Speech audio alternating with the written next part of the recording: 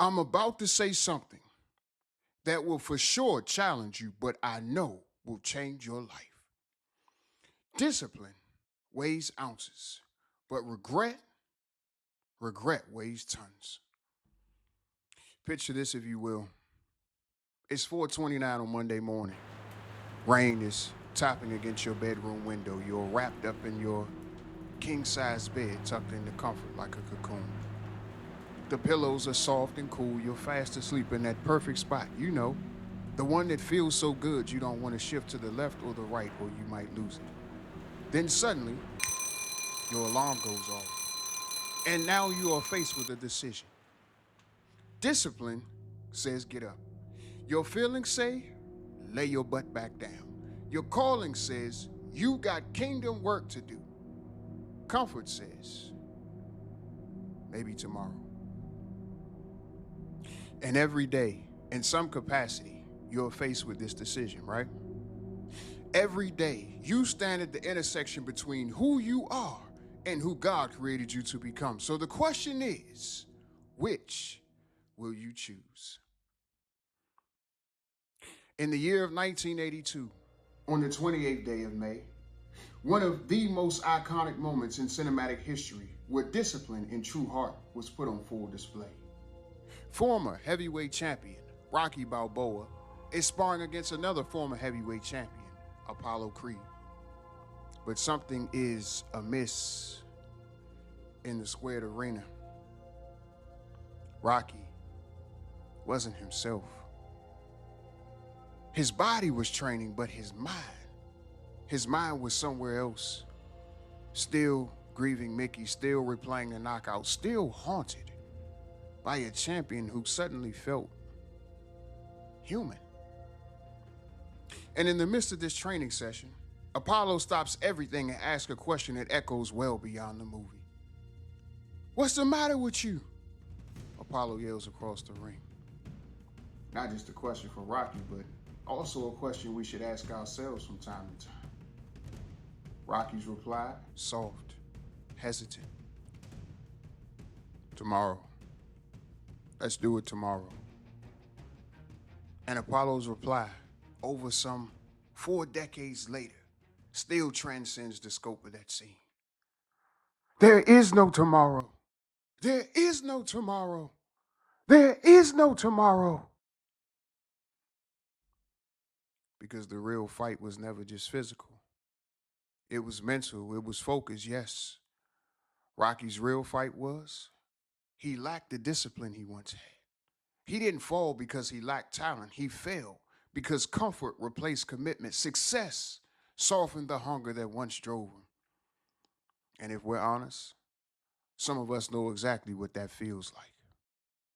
So here's the bottom line. There are seasons where discipline feels less like growth and more like pressure pressing against your soul. A road you didn't choose, a battle you didn't schedule, a level of life where you wished you could just open a Game Pro magazine and retrieve the cheat code. Only the old heads know about the Game Pro magazine. But what feels like resistance is often preparation. What feels like pressure is often purpose being shaped. Because discipline feels so heavy in the moment. But on the flip side of discipline, there's regret. Regret. Oh, she hit different. Regret is strategic, patient. Regret studies your patterns. It doesn't show up loudly. It doesn't interrupt you in the moment. It waits. It watches. It waits while you say, maybe tomorrow. It waits while purpose knocks on your heart.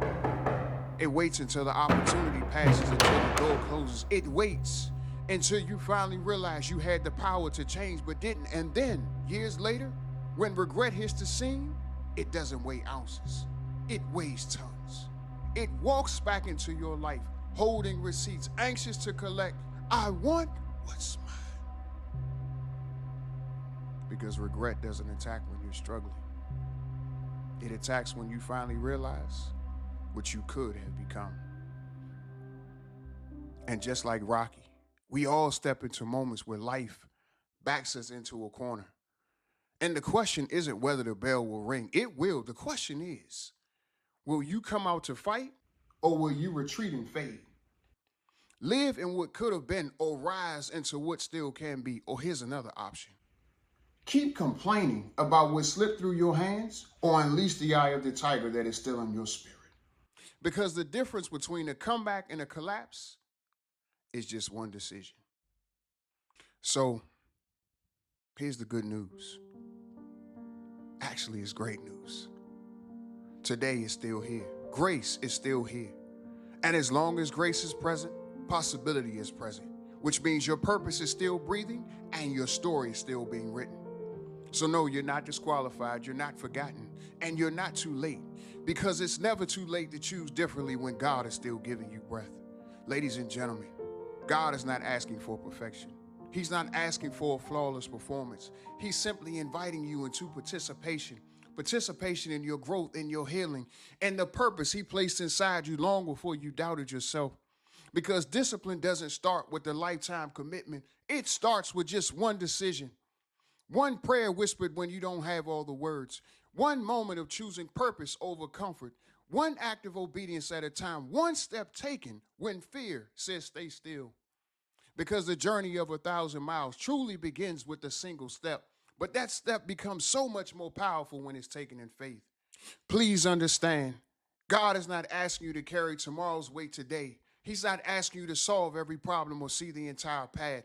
He's asking you to be faithful with the now, with the moment, with today, because obedience in the present builds strength for the future. So here's the point I'm getting at.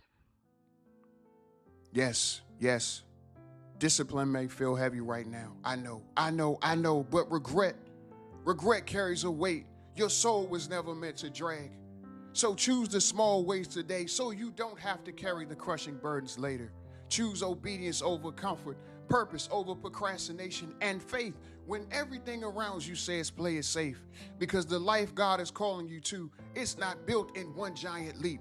It's built through consistent, disciplined decisions made when nobody else is watching.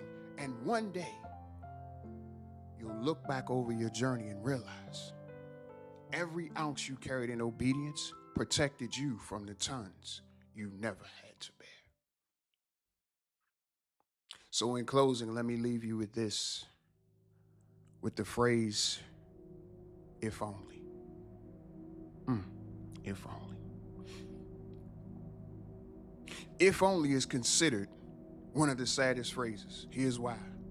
Because if only changes absolutely nothing. If only never went to the arena. Every single if only uttered is a memory reminding you that hesitation has consequences. But let me tell you what if only does. It keeps the person facing in the wrong direction, always looking backwards, always reliving the past instead of looking forward. There is a reason why your windshield is bigger than your rearview mirror. Because trust me what I tell you, what is in front of you is so much more important than what is behind you. So this is what you got to do. You got to keep your hands on the plow, but you got to keep your eyes and your heart fixed on Jesus. You're doing great. You just got to keep moving. Remember, discipline weighs ounces, but regret weighs tons. Until next time, be blessed, be encouraged, take care of yourself, and God bless you.